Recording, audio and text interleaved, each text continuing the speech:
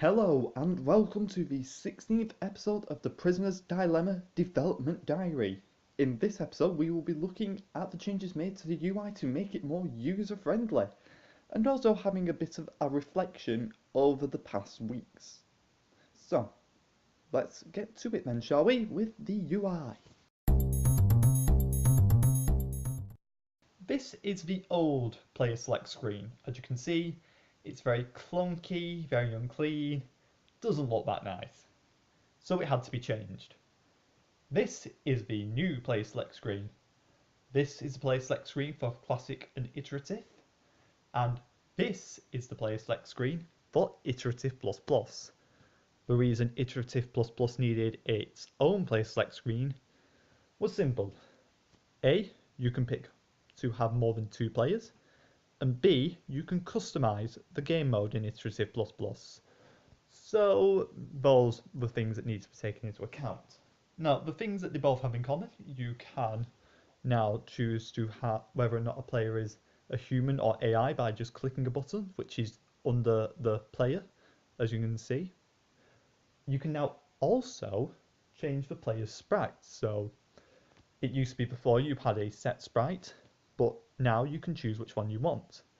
There has been talks about introducing new player sprites, which will hopefully be in the final release, but I do not have them on me at the moment.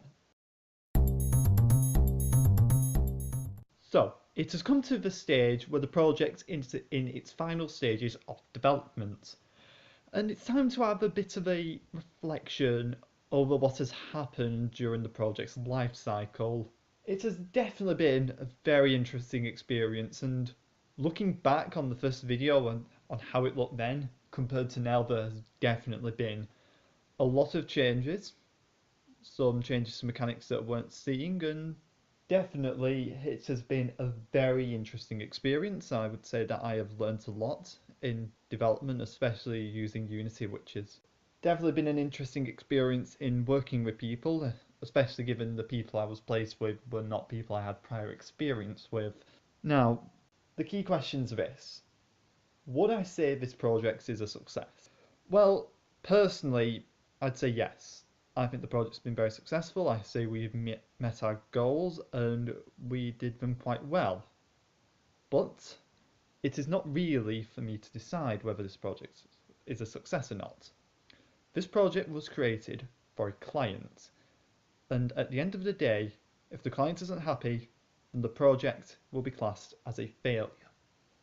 Now, all we can hope is that the client actually likes what we've done. The contact that we've had with the client, we've received quite good feedback, and overall he seems very, he does like what we've given him so far. So hopefully when we meet with the client next and show him what will pretty much be what he's getting, hopefully we will get his approval. But that is for the future to decide.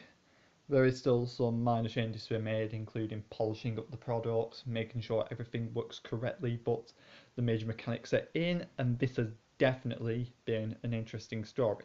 So, thank you for watching, and staying tuned during this very enthralling tale.